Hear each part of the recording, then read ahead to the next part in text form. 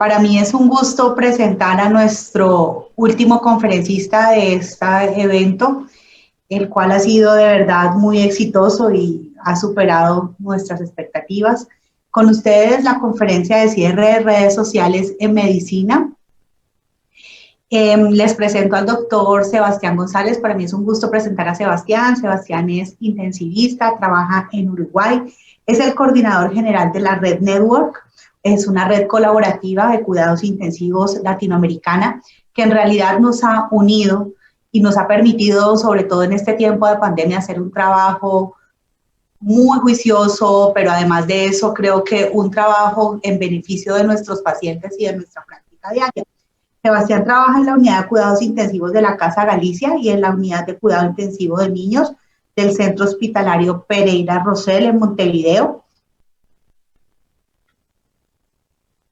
Y su énfasis en investigación es precisamente sobre redes colaborativas, redes sociales, el infra y el sobreuso sanitario, con un foco especial en sepsis y en medicina respiratoria. Así, chicos, que están invitados para que hagan parte de la red.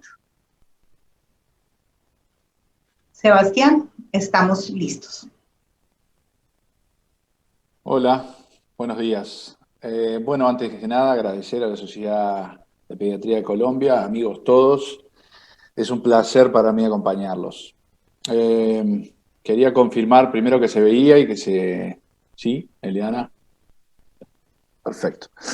Primero declaro que esta charla tiene un sesgo propio y es que yo soy parte de un grupo editorial de una de las revistas de pediatría intensiva más importantes de PCCM y cuya revista, y como les voy a mostrar en un rato, tiene dentro de sus estrategias editoriales el desarrollo de un programa de embajadores de redes sociales, que son profesionales que nos encargamos de divulgar los contenidos de la revista.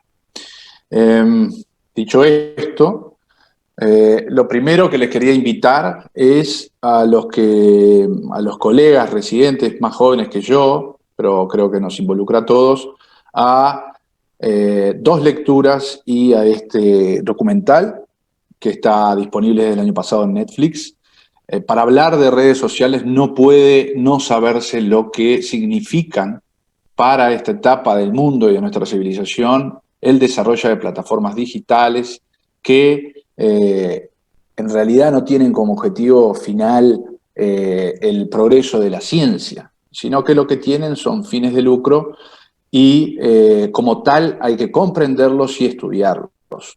Recomiendo esos dos libros de Yuval Harari, de lo que es el mundo digital en el que estamos inmersos y que vivimos, y también este librazo, justo lo estoy terminando, como ven acá, es La Edad del Capitalismo de Vigilancia. Es una transformación del mundo en el que vivíamos y las redes son parte de la tecnología que permiten todos estos grandes acontecimientos humanos. Así que no puedo hablar sin invitarles a que por lo menos vean ese documental que seguramente les cambie la cabeza como lo hizo conmigo. No quiero, ustedes encontrarán raro quizás que yo ponga bajo la lupa a Facebook, a Twitter y a otras plataformas de redes sociales, pero ustedes y todos debemos saber noticias enormes, como por ejemplo que estas plataformas han impactado, depende de cómo uno lo mire, pero seguramente se han metido hasta en la vida democrática de nuestras sociedades. Ya ese es un estudio publicado en Science, que Twitter y el uso de Twitter tuvo influencia y fue utilizado por partidos políticos para las elecciones presidenciales.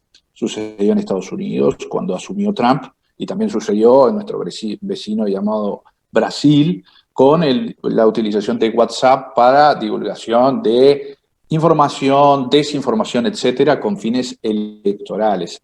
Saben ustedes que WhatsApp de alguna manera es una red social y hoy en día es parte de Facebook. Y así como también ayudó a que Trump fuera presidente, también en enero pasado lo bloqueó. Así que son cosas que nos deben hacer pensar, también como profesionales, pero sobre todo como ciudadanos, cuando utilizamos las redes sociales. ¿Dónde están mirando ahora? Seguramente de los cientos de colegas que hay, verán que el mundo digital está tan incorporado a nuestras vidas que ahora ya los extrañamos y esperemos que la presencialidad también vuelva para nuestros congresos. No tiene nada que ver lo que es la presencialidad con el Zoom y todas estas plataformas que son, esperemos, momentáneas. Pero incluso hasta antes de esto, muchas veces uno concurría a congresos y terminaba metido, divulgando algunas cosas importantes y otras, la mayoría quizás no importantes, mientras que estábamos viendo la conferencia de alguien. Así que hasta el punto de que ha transformado nuestras vidas las redes sociales, quizás lo sabremos dentro de un tiempo, y además esto está en continua transformación. ¿Cómo usarlas? Esta charla yo la utilizo para hablar del uso profesional. En realidad, cómo usar Twitter es como lo mismo que usar una cafetera. O sea, es cuestión de ver las instrucciones básicas y son si hay algo que son fáciles de usar y encontrarle la vuelta. Así que no va por ahí. Ahora, cuando uno ve un tweet, que es lo que intento, tratar de fomentar que si se utilizan con fines profesionales, también hay hasta un esquema, que ahí proponemos muchos lo de la revista, de cómo uno debe tuitear conocimiento científico para divulgar. No puedo olvidar cuál es la fuente, qué mensaje se quiere dar, ahí uno puede como profesional dar su punto de vista sobre el artículo, si es lo que se quiere divulgar. No puede no mencionarse el autor, si está disponible en Twitter, para que se entere el autor. Y siempre nombrar la fuente. Bueno, tanto nos estamos evolucionando o involucionando en las redes sociales que los invito también a leer este artículo que de alguna manera lo voy a utilizar para ayudarme en esta difícil tarea de dar conferencias por Zoom.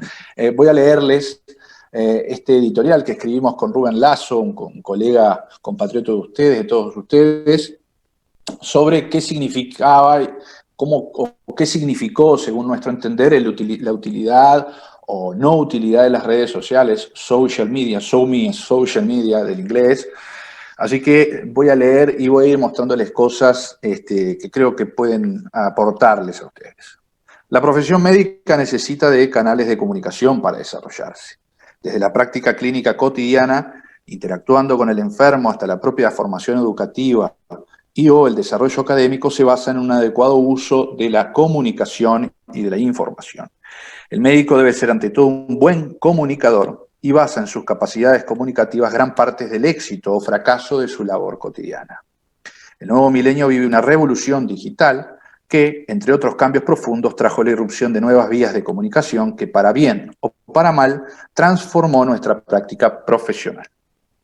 Pretendemos aquí presentar algunas reflexiones como pediatras contemporáneas sobre una de ellas, las redes sociales o social media.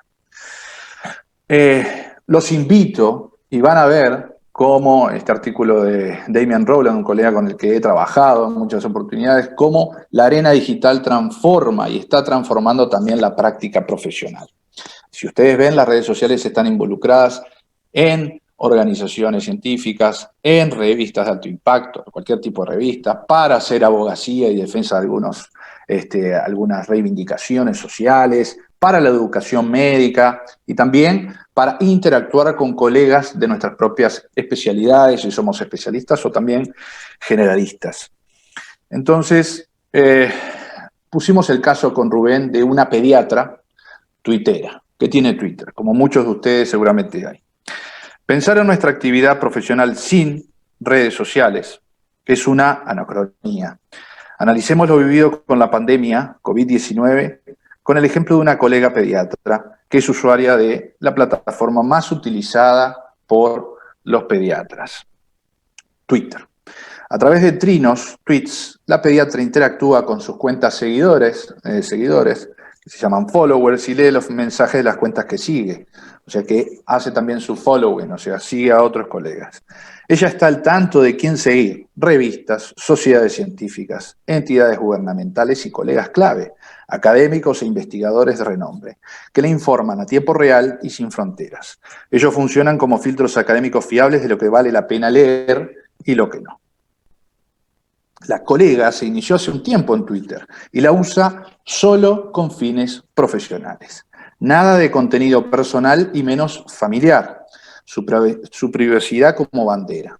Sabe que debe comportarse con la profesionalidad de siempre, no entrar en discusiones fuera de tono y nunca publica nada que pueda identificar a sus pacientes o a su centro hospitalario sin los permisos pertinentes. Está al tanto que Twitter es un medio público y como tal la expone. Sabe que deja una huella digital eterna, aunque borre un tweet luego de haberlo publicado, y que lo que diga tiene la potencialidad de ser viralizado en forma instantánea. Siempre cuida mucho lo que publica, pues su reputación está en juego, evita dar consejos médicos, ni trata de diagnosticar en línea. Nunca se sabe a dónde ni a quién pueda llegar un tweet. Como introducción, tenemos que saber que hay que tener mucho cuidado con la utilización de este. Como dice Julio Mayol, un colega español, me encanta la inmediatez de Twitter. Tengo una idea, la tuiteo y entonces inmediatamente miles saben que yo soy un idiota. O sea, hay que tener muchísimo cuidado y yo el ejemplo que doy es como estar en el salón con potencialmente billones de personas que puedan escuchar un mensaje. Aunque tengas 10 seguidores, o sea, tu familia y 2 o 3 amigos, cualquier mensaje puede ser público a nivel de tener repercusión global, con lo que eso puede corresponder y responder. Por eso yo los invito a leer a Mónica Lalanda, este es un manual que ahí tienen, ahí está online, gratis, para que como estudiantes de medicina, como especialistas en formación o ya recibido, sepamos qué es lo que más caracteriza a las redes sociales. La inmediatez, la viralidad, que deja una huella digital por siempre, como pusimos con Rubén, incluso borrándolo, y la exposición pública que puede esto derivar con las consecuencias positivas, pero también negativas que puede tener esto. Por ende, publicar, estos son tweets reales de colegas que publicaron nombres de pacientes en las redes sociales, de dónde eran procedentes, con la fotografía de casos reales. Esto de ninguna manera, y debería estar hasta penado, digamos, con todo lo que significan las infracciones de ética médica que a todos nos rigen. ¿Sí? Lo otro, también, de alguna manera, la productividad, si uno escribe, lee, estudia, publica, etcétera, puede verse muy disminuida. Las redes sociales están hechas para engancharnos, lean el Social Dilemma, están hechas para eso, tienen hasta pensado todo lo que es el análisis del comportamiento de nosotros cuando nos acercamos al smartphone, nuestra tercera mano. Así que, cuidado. Voy a seguir con un ejemplo importante. Twitter como factor de impacto. La pediatra sabe que las revistas de mayor prestigio están presentes en redes. Los grandes journals conocen que su presencia aumenta la diseminación de sus contenidos, la tasa de lectores, la visibilidad de sus artículos y también su factor de impacto cuando están presentes y activos en plataformas de redes sociales. Muchas cuentan con editores específicos para redes sociales que desarrollan estrategias editoriales como la generación de abstracts visuales, contenidos multimedia, programas de embajadores de redes, etc., que mostraron magnificar el alcance de sus contenidos. No es raro encontrar al emitir un artículo para revisión de pares que el autor deba proponer un tweet para resumir en 280 caracteres, que es lo que permite Twitter hoy, su trabajo. Es cada vez más frecuente que los principales congresos biomédicos mundiales coordinen el lanzamiento online en simultáneo de las últimas publicaciones, o sea, el artículo en sí se publica el mismo día, junto con un intenso live tweeting, o sea, un tuiteo en vivo de estos embajadores, mientras que el autor principal las presenta en vivo en la conferencia plenaria de los congresos. La misma pediatra suele seguir online los congresos y a través de redes sociales. Suele preguntarse cuánto más seguirán los congresos siendo presenciales y apuesta que no será por mucho tiempo. Esas son preguntas que nos hacíamos con Rubén. Pero acá les muestro lo que es la experiencia en la revista en que yo formo parte. Desde el año 2017 se apuntó a Samna Kuchatkar, que es de alguna manera mi jefa en la revista, para que también la revista tenga su huella digital y su presencia en los medios, en las redes sociales.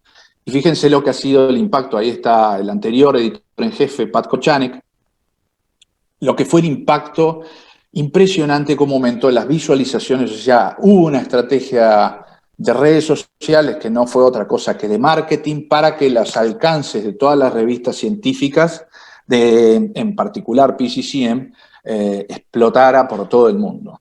¿Y cómo hicimos eso? En realidad, esto de embajadores, ahí están los que somos al menos 8 embajadores en distintas partes del mundo, colegas en España, en Estados Unidos, en Inglaterra, en Singapur, en Arabia Saudita, tuiteando en distintos usos horarios los contenidos de la revista. Ahí está una de nuestras primeras reuniones. Esto fue en el 2019 que comenzamos como con fuerza luego del anterior Congreso Mundial. Y ustedes ven cómo también tuiteamos los contenidos de las revistas en distintos idiomas. Bueno, esto fue una explosión editorial y PCCM hoy no podría ser entendida, tanto PCCM como las grandes revistas del mundo, sin un enfoque especial para la divulgación de sus contenidos en redes. Como les decía hoy, también puede servir esto fue mucho antes de la pandemia, recordarán, en todo el mundo hubo un rebrote de sarampión, ahora olvidamos porque es todo COVID, pero lo hubo. Y con este grupo de redes sociales me acuerdo que estábamos muy preocupados como pediatras y hicimos ese resumen visual en distintos idiomas y lo tuiteamos en forma escalonada por todo el mundo. Para que tenga una idea, en las primeras horas había conseguido 30.000 visualizaciones en distintas partes del mundo, incluso fue contagiándose ese resumen visual de que el sarampión había que darle mucho corte y todo el riesgo que suponía para los niños y por qué había que vacunarse, en otras redes como Facebook, llegando a 100.000, 200.000. A ver, piensen que también como nosotros divulgamos este contenido que tenía un pienso científico, con evidencia científica, también lo inverso sucede, o sea, se divulgan en forma masiva desinformación, etcétera, etcétera. Sepan que las revistas, y uno de los factores de impacto, quiere decir cuánto los contenidos de una revista generan citas bibliográficas, discusión en medios de prensa, discusión en contenido en otras plataformas, hoy en día se mide con esta dona, digamos, altimétrico, un score que todas las revistas apuntan a tener los scores más altos altimétricos. Y lo que es un resumen del impacto que tiene un artículo a nivel digital. Ya sabemos que publicar un artículo y luego compartirlo en redes sociales aumenta todo lo que es el impacto, como les venía explicando, hasta de los preprints, o sea, los artículos que todavía no fueron a revisión de pares, pero que están en repositorios digitales. Lo que les decía de las conferencias, fíjense, en el 2018 ya el Congreso Mundial de los Cuidados Intensivos Pediátricos tenía la etiqueta con mi Twitter, estaba sugerido a todos los participantes para hacer live tweeting. Pero yo les quería mostrar el ejemplo de cómo funciona esto, o sea, cómo hacen los congresistas al tuitear en vivo, cómo pueden estar algunos tuiteando contenidos de mi presentación ahora en vivo mientras que yo la estoy dando. Esto es una estrategia que a mí me impactó mucho cuando lo vi en el 2018 en el Congreso Europeo de Cuidados Intensivos. Tenían su plataforma, la Sociedad Europea de Cuidados Intensivos, tenía una plataforma de embajadores de redes sociales. Miren lo que son los alcances de los contenidos utilizando etiquetas en común. Más de 75 millones de personas vieron, capaz que en París, donde se hizo ese congreso, habrían no más de 2.000, 3.000 personas, pero los contenidos de ese congreso lo vieron potencialmente hasta 75 millones de personas. Y para eso tiene que haber una estrategia, y se utilizó una estrategia. Mientras que JAMA, una de las revistas más importantes de medicina del mundo, publicaba ese día otro embajador de red social del Congreso y de la SNIC, de la Sociedad Europea de Cuidados Intensivos, hizo un audiovisual, que es el que ven abajo, y yo en aquel momento tuiteaba lo que era una nueva era en la diseminación de la ciencia. Lo mismo sucedió al otro año. Glenn Hernández es un intensivista muy conocido en Latinoamérica, presentó en el Congreso norteamericano de Cuidados Intensivos el estudio Andrómeda. Fíjense que se tuiteó ese día y 24 horas después, gente que estaba en Brasil, como Fernando Sampieri, que es un intensivista investigador, propuso a través de Twitter al resto de los autores hacer un nuevo análisis de este trabajo y 8 meses después salía un nuevo trabajo con un nuevo abordaje que había surgido la idea a nivel de la discusión que había entre los investigadores a nivel de Twitter. Por eso es que Fernando 8 meses después publicó cómo no adorar a Twitter, digamos, si le permitió también trabajar con los investigadores que estaba viendo mientras que otros colegas hacían live tweeting. ¿Qué pasó este año? Y creo que fue un laboratorio perfecto de lo que hay que hacer y lo que no hay que hacer, y con el tiempo veremos lo que sucedió ya en 2021 también con respecto a la pandemia. A fijar cuánto tengo, pero creo que estoy bien de tiempo. ¿Qué pasó con la pediatra? Durante la pandemia, la pediatra fue actualizándose, buscando contenidos, haciendo clic en cada tweet, y así leyó los artículos del mismo día, el mismo día de publicados. Muchos meses antes de estar en prensa los artículos. Accedió a webinars vinculados con links a otras redes y más contenidos. No le fue sencillo. La etiqueta COVID, hashtag COVID-19, la más utilizada entre profesionales de la salud. Siguió a muchos colegas referentes y autores de los últimos artículos pediátricos de coronavirus publicados que le ayudaron a filtrar la infodemia reinante, un exceso de información y desinformación abrumador que la obligó a encontrar canales fiables para obtener información para aplicar en su práctica pediátrica mientras que cuidaba a niños. Muchos de esos autores anunciaban sus publicaciones con tweets. La pediatra tuvo un par de conversaciones directas con algunos. Así se enteró de las limitaciones que encontraron los autores y evaluó las respuestas que dieron a otros colegas críticos con sus hallazgos. No fue necesaria una carta al editor de la revista, que podría ser rechazada y tardaría meses en publicarse, para que el autor principal le contestara. También pudo conocer las opiniones de colegas referentes que analizaron en línea los hallazgos y le permitieron conocer si tal o cual estudio era fiable, cuál no, y cuál aportaba mucho y cuál no aportaba nada. Solía comentar en el hospital con el resto de sus colegas lo aprendido online. Cada vez más académicos están en redes sociales y como la pediatra son conscientes de sus recompensas y riesgos. Saben que parte esencial de la investigación es la divulgación y que cuanto mayor y más variado auditorio, mejor escrutinio a sus hallazgos tendrá. Es como la ciencia avanza, interactuando con pares y expandiéndose a sus críticas. Las redes sociales son la diseminación en sí misma. Por ello es que equipos académicos y profesionales enteros las utilizan para catalizar investigaciones y crear comunidades profesionales pediátricas enteras. La comunicación entre académicos vía Twitter es uno de los fenómenos más disruptivos y transformadores en la medicina académica, fomentando vínculos y rompiendo silos, siendo una vía cada vez más transitada por la conversación de la ciencia. La pediatra tuvo que enfrentarse al dilema del tiempo que le consume y cómo puede bajar su productividad académica, que las redes pueden volverse un arma peligrosa si se descuida y que los algoritmos que la controlan son propensos a manipularla con sus búsquedas, sus contactos, lo que publica y lo que le gusta. Muchos colegas la criticaron por ser la tuitera del hospital, pero en el camino decidió continuar haciéndolo, pues le brindó una voz que no tenía como profesional, le ayudó a estar actualizada con lo último del conocimiento, le ayudó a tejer lazos profesionales por todo el mundo y en la balanza final sigue optando por usar su arroba y conectarse. Piensa que el uso de redes sociales no debería ser obligatorio ni tampoco prohibido. El tiempo y la evidencia, aún en construcción, le dirá si hace bien o no. Este año creo que fue un enorme laboratorio para muchas cosas. Muchos pediatras intensivistas estábamos trabajando de antes en lo que era la conectividad entre nosotros y en crear una red de pediatras intensivistas. Como saben, los pediatras somos los menos de los pediatras, así que necesitábamos de alguna manera reunirnos también a través de medios digitales que nos ponían a disponibilidad uno de otro en forma instantánea.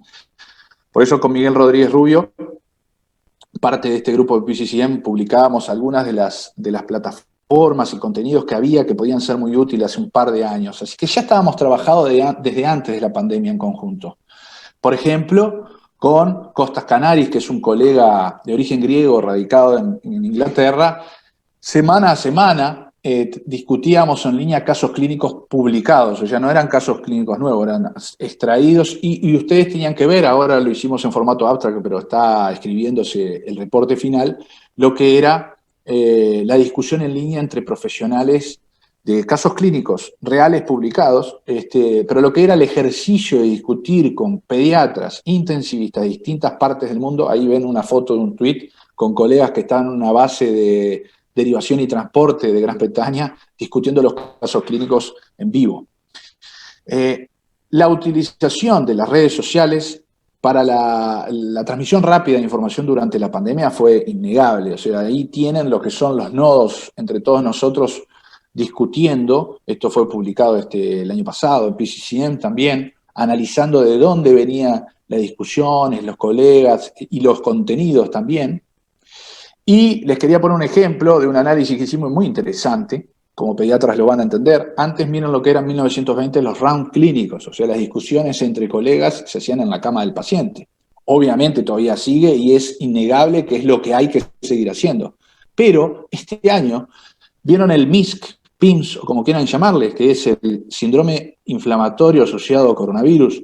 Bueno, nosotros seguimos el rastro a nivel de las conversaciones en línea, vean en la figura 1A, vimos que ya desde mayo empezaron a discutirse que había un nuevo síndrome. De alguna manera hubo un ateneo global en línea entre todos nosotros, los colegas que estábamos trabajando, y los primeros reportes formales en publicación fueron un mes y medio, 2 meses después de mayo. El primer reporte fue a finales de junio y julio, formal, digamos, del nuevo síndrome. O sea que los pediatras conectados en líneas sabíamos que había una nueva descripción de un síndrome inflamatorio pediátrico, nuevo, novedoso, mucho antes de que saliera publicado. Y eso fue lo que analizamos en este trabajo. Claro está, y esa es la alerta para darles, nosotros también concluimos, analizando este trabajo, de que los contenidos que se compartieron a través de las redes sociales, a través del live tweeting de este mundo en línea, puede no reflejar lo que es el mundo offline a la cama del paciente. Este síndrome inflamatorio, si uno sigue su huella a través de Twitter, va a ver que es muy frecuente, pero no tiene por qué ser frecuente. Al contrario, es uno de los síndromes más raros numéricamente y poblacionalmente, aunque sea muy importante en la discusión científica entre profesionales, quizás a la cama del paciente la realidad sea muy distinta. Por ende, tenemos que saber que la percepción que podemos tener a través de lo que se ve y se comparte en línea puede no condecirse con lo que se vive en los hospitales. ¿Por qué? Porque esto no deja de ser una burbuja. Recuerden, y estoy finalizando, Twitter y las redes sociales son un lugar donde, como le digo yo, puede haber, y eso lo hemos vivido en este año, una enorme dosis de moralina. Tienen que saber que los contenidos en Twitter que agreguen palabras que peguen, o sea, que apunten a una empatía malentendida, digamos, pero que apelen al corazón, ¿no? Lo sensiblero, que no es de alguna manera científico, tiene más retweets. O sea, si uno va al extremo y aporta al pánico, al miedo, etcétera, va a tener más tweets, va a tener seguidores. Es ahí donde estas plataformas se crecen. Vinay Prasad, que es un colega muy activo en Twitter, gerente en Estados Unidos en lo que es la medicina basada en evidencia, hoy hace un par de horas tuiteaba y yo conversé con él online de que ha sido difícil encontrar en Twitter durante los tiempos de COVID algo que caiga entre que COVID no existe y que hay que meterse con un tapabocas N95 abajo de la cama. En realidad vimos que hay una polarización, las redes llevan una polarización de las discusiones, si no se tiene extremo cuidado. No puede entrar uno en Twitter queriendo ser famoso, porque lo más seguro es que caiga en la trampa de generar más followers en lo que es la realidad y lo que es la seriedad como profesionales, y no debemos olvidarlo. Para finalizar, mis mensajes finales son los siguientes. El uso profesional de redes no debería ser obligatoria y mucho menos prohibida. Hay excelentes médicos que no están ni nunca estarán en Twitter y no dejan de ser excelentes profesionales por ello, y a la inversa. Debemos recordar que las redes sociales son plataformas creadas con fines lucrativos, no científicos. O sea que el fin de todas estas plataformas es darle cuentas a las personas que son accionistas, no a la comunidad científica y mucho menos a las sociedades, aunque digan los jefes, Mark Zuckerberg, etcétera, etcétera, digan que le están haciendo un bien al mundo. Lo primero que le están haciendo un bien es a sus propios bolsillos, no hay que olvidarlo. El uso profesional conlleva enorme responsabilidad como médicos, tanto más del que debemos conservar al cuidar pacientes. Podemos destruir nuestras carreras poniendo contenidos en Twitter inapropiados, peleándose con un colega, eso no se puede hacer. Hay que tener enorme cuidado recordando los preceptos que mostraba antes sobre la huella digital que es perenne y sobre la posibilidad de que cualquier conversación en distintos tonos se viralice. Hoy en día no hay evidencia clara de que pueda ayudar a nuestros pacientes ni a nosotros mismos como médicos, y esto lo hablo a título personal, quizás en un tiempo abandone las redes sociales, pero seguiré siendo médico hasta el día de mi muerte. Por ende, esto que es muy nuevo, que es disruptivo, ¿sí? Y les invito a que por lo menos alguno de estos tres contenidos los consuman en el buen sentido, porque seguramente les pueda cambiar la percepción de que lo que es el mundo de las redes en el mundo real que está ahí afuera, pero bueno, no puede soslayarse, digamos, la importancia que tienen para entender el mundo que tenemos y el mundo, y por lo menos proponer de alguna manera algún tipo de respuestas para esta disrupción, para el futuro nuestro y el de nuestros hijos. Así que gracias, quedo abierto a cualquier interrogante, cualquier intercambio, y nuevamente gracias por la invitación, ha sido un gusto.